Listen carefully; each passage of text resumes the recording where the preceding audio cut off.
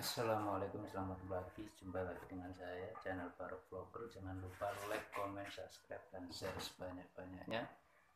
Bila uraian saya kali ini tentang kesalahan YouTuber pemula bisa menjadikan sebuah kemanfaatan, sebuah ilmu bagi teman-teman semuanya.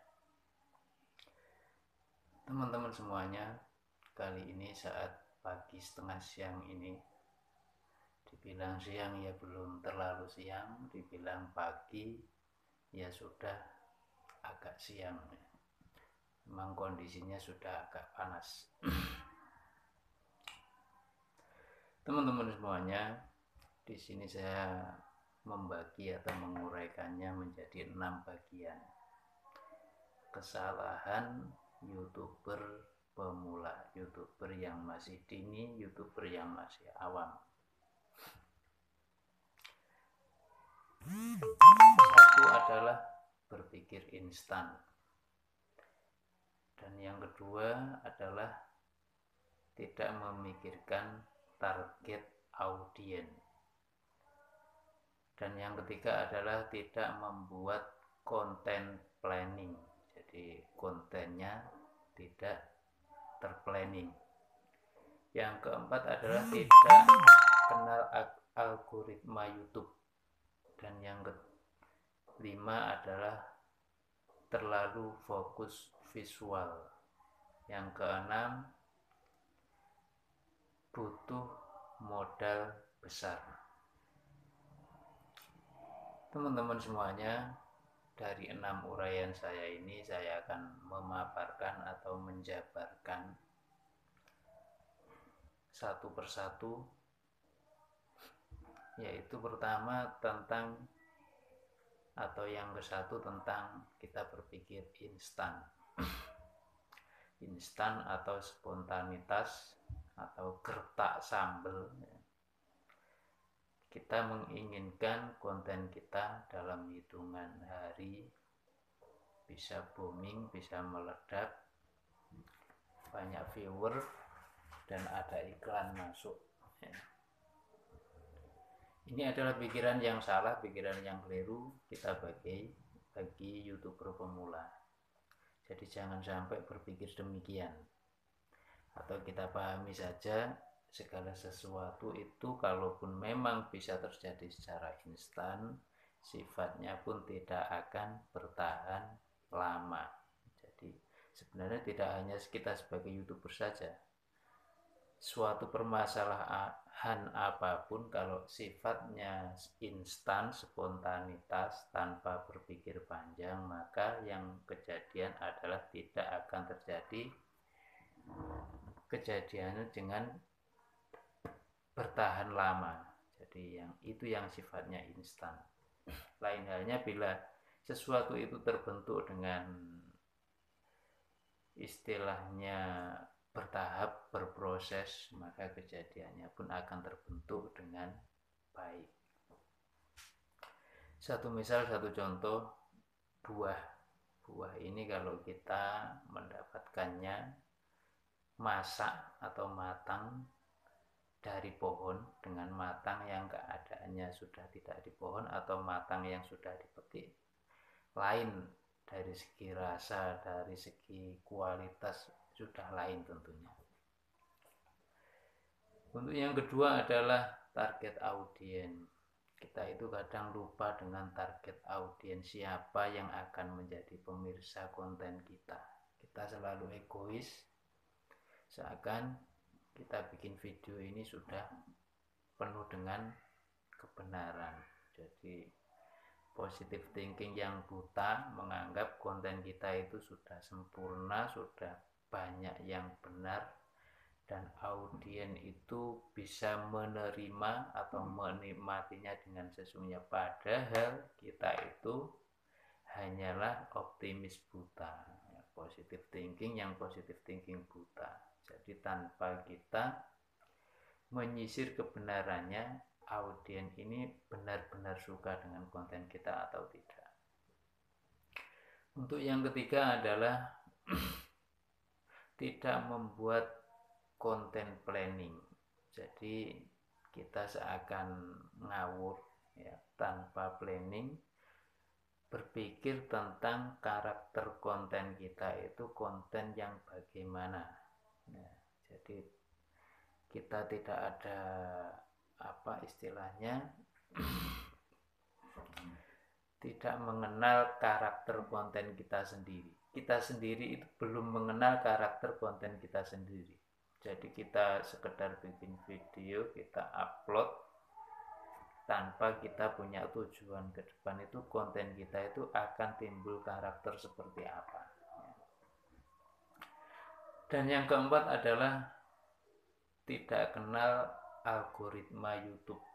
Jadi algoritma YouTube itu kalau kita tidak paham, yang terjadi atau kejadiannya adalah kita punya video tapi video kita itu seakan tidak laku, atau kita punya dagangan yang dagangan kita itu tidak laku. Karena apa? YouTube tidak memahami tentang konten kita. Jadi kenapa YouTube tidak memahami tentang konten kita? Algoritma YouTube tidak paham karena konten kita itu semerawut. Nah, semerawutnya karena kita memang satu ya, kita anggap kita belum profesional memang. Tapi kalau kita setidaknya sudah paham tentang algoritma YouTube, maka yang terjadi adalah konten kita akan mudah dipromosikan oleh YouTube. Nah, semisal kita bikin judul itu agar algoritma YouTube itu bisa membaca tentang konten kita buat judul yang mengandung kata kunci. Satu contoh, orang mencari informasi tentang kuliner, tentang masakan. Saya contohkan juga masakan nasi goreng. Nah, agar konten kita mudah ditemukan, kita bikin judul nasi goreng ya. Orang biasanya kalau browsing ya akan nulis itu untuk kemudian dia dapat informasi tentang apa yang ia kehendaki. Untuk yang kelima adalah terlalu fokus visual. Nah, ini fokus visual ini kadang kita ya karena memang kita sebagai pemula masih kaku, masih kurang istilahnya penjiwaan ya, kadang juga ada malu. Tapi hal ini karena dianggap sebagai sebuah kesalahan, fokus visual ini setidaknya kita hindari atau tidak kita lakukan. Untuk yang keenam terakhir, yaitu kita menganggap atau beranggapan jadi YouTuber itu butuh modal besar. Sebenarnya yang besar itu bukan modalnya jadi YouTuber itu. Jadi YouTuber itu yang besar adalah kemauannya. Jadi saya ulangi lagi, dalam garis bawah perlu digarisbawahi, yang besar itu adalah kemauannya. Jadi yang perlu diperbesar dalam kita ingin menjadi YouTuber adalah kemauan kita. Tanpa kita punya kemauan yang besar yang menggebu-gebu, maka kita tidak akan jadi YouTuber. Teman-teman semuanya, dari uraian ini yang saya bagikan jadi 6 bagian ini, semoga kita bisa menjadi sebuah ilmu, bisa menjadikan sebuah ilmu bagi kita, khususnya bagi saya pribadi dan umumnya bagi teman-teman yang saat ini sedang merintis konten atau merintis channel, ingin mengembangkan dan ingin booming di kemudian hari, bisa menjadikan sebuah ilmu. Dan tentunya saya sebagai manusia biasa, saya butuh support, saya butuh doa dari teman-teman semuanya, dan tidak lupa pula saya pun juga sama berdoa pada teman-teman semuanya. Saya doakan channel-channelnya menjadi channel yang booming, channel yang andal, channel yang hebat. Saya tidak akan menutup diri atau bahkan ingin menjadikan YouTuber yang lain itu sebagai incumbent saya, melainkan saya jadikan sebagai mitra-mitra untuk sama-sama melaju ke depan, saling support dan bisa berkembang satu dengan yang lainnya. Jadi tidak perlu singkur-singkuran untuk saya ingin lebih maju, kamu harus di belakang. Tidak, Saya berpikir kita sama-sama maju berurutan. Adapun kalau semisal saya sudah di depan kamu adalah merupakan urutan yang suatu saat, suatu kemudian, di kemudian hari kamu juga ada potensi untuk menjadi lebih maju dari saya. Atau saya saat ini di belakang kamu, kamu di depan saya di lain kesempatan atau lain waktu bisa berupaya menjadi lebih di depan daripada kamu semuanya. Teman-teman semuanya, dari sinilah saya akhiri apa yang menjadi uraian saya kali ini.